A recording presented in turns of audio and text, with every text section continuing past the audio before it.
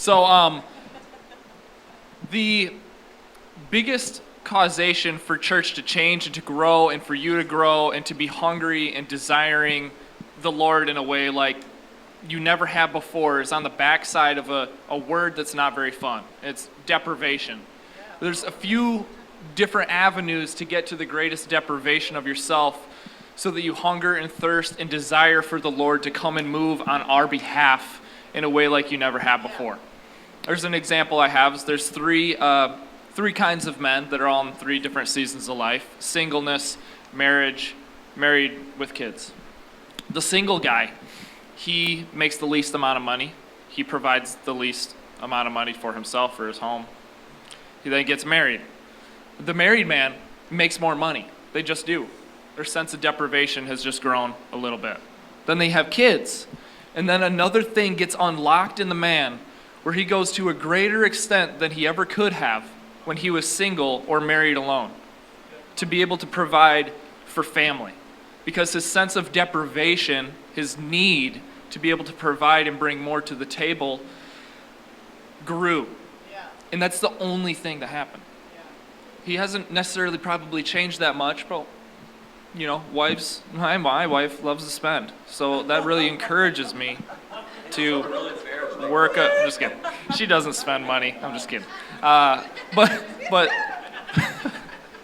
coming back from that, no, I love you, Sam. We all do it. We spend money. Everyone does. Anyway, so that sense of deprivation grows in a person to drive them deeper into places that they didn't even know were unlockable. Right. The single guy, like Landon, he can work and he can grind, he can get as far as he possibly wants to, and he could get to the 100% peak of what he could achieve from a single standpoint. But Landon, I guarantee once you get married, there's going to be a new version of yourself that gets unlocked. And you won't need as much, you'll sleep less, you'll be willing and able to just kind of grind in a way where you couldn't have. Then you have kids, you have no choice but to sleep less, and you're going to put in the work to make sure that everything is on the table that needs to be so that you can have a home that's sustainable and everybody gets to eat. But in our faith and as a church, there's senses of deprivation that we need to call on during a service when we're feeling like we've already done our best. When it's hard to engage, when it's hard to really give the Lord our best. In the early church, they had the greatest sense of deprivation because nobody knew the gospel. And they had such a hunger, a thirst, and a desire for the gospel to spread. They also were under persecution in a way like we aren't. That we are blessed very much so and cursed very much so with comfortability that our deprivation just isn't very strong. So I want to just bring to the table ways that we need to meet the sense of deprivation in ourselves so that we can seek after the Lord for everything that he has. Because if I'm comfortable, then I'm going to stay comfortable. Right. If I have that sense of desire and hunger to know that there's more, and to know that yes, things are okay for me, but there's still so much that is going wrong. The world needs Jesus so badly. I draw on that, and it brings me to a place of worship where I'm calling on the Lord from a greater place of sincerity. So there's a few senses of deprivation, followed by the greatest sense of deprivation. But the first ones are all bad things. Number one is hate. People hate each other. Bitterness. Anxiety. Dissatisfaction. Seclusion. Evil for others. People who are tossed by the waves. Hard-heartedness and laziness.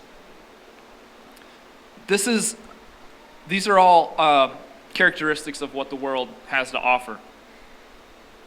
Every one of them. That's what the world desires to create in every single person. Hate, bitterness, anxiety, dissatisfaction, seclusion, evil for others, being tossed by the waves, hard-heartedness, and laziness. When we see that this is the fruit that the world is producing, we have to look to the fruit that the Spirit is producing, and that is love, which counters hate, joy, which fights bitterness. Long-suffering combats anxiety. I should have wrote these side by side. It's hard to look back and forth. Kindness is dissatisfaction. Goodness would be the seclusion. Evil for others. I think I got these messed up. Guys, I apologize. You pick up what I'm laying down. Yeah. The joy, peace, patience, kindness, goodness, faithfulness, gentleness, and self-control is what the Lord has to offer. And when we're seeing the contrast of us not seeing the depths of what the Lord wants to establish on earth through you and I, through the church, then we're just going to stay comfortable, and we're not going to get to the greatest deprivation, to be able to ask and pray from a place where we're saying, Lord, I'm not just saying that I want you, like I need you. I need you to come and move. I need your kingdom to be established in this church. And the final and greatest sense of deprivation that a son or a daughter in Christ can find is the deprivation to see his glory, to see his goodness, to see him in his fullness, where he comes and his presence is just pressing down on us. In Mark 4, Jesus talks about the parable of the sower, where he's throwing the seeds. And the first seed that he throws goes on rocky soil.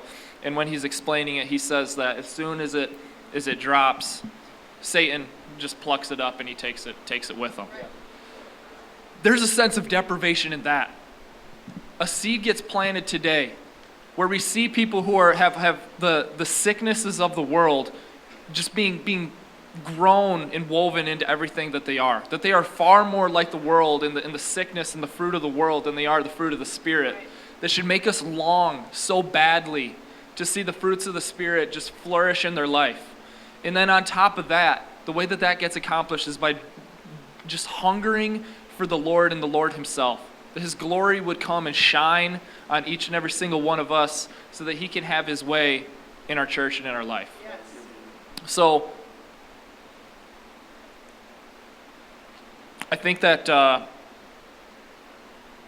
we need to focus on this, because deprivation will find the church in America. It's intensifying. But persecution is going to drive that deprivation.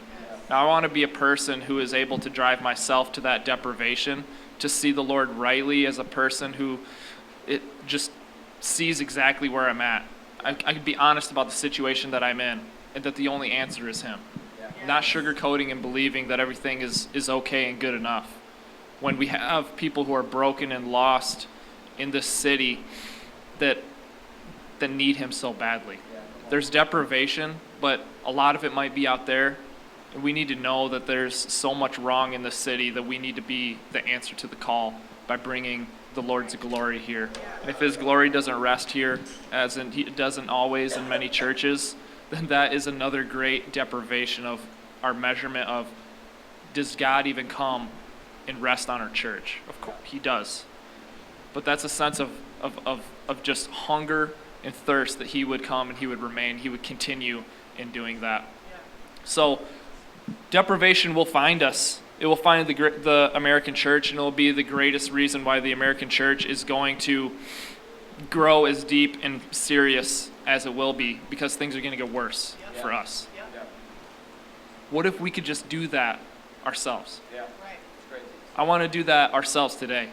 I want to cry out to the Lord and just pray so sincerely, because we need him to move. That's all I got. We got to find it within ourselves, guys. Blessed are the poor in spirit. Finding that and seeing that, and bring yourself to an uncomfortable place, a place where only the Lord can comfort you. Yes. So let's find that. Let's go pray. Not the craziest thing in the world I have to say, but I truly believe that is the next level for us. I believe that that's the next level for the church as a whole. But if we can discipline ourselves so well to get there on our own, without people coming in with, trying to pull pastors off stages, then, dude, we got a leg up, and it's gonna be fun. So let's go get it. Come on. Give it up. What a great word. You heard the man. Let's go.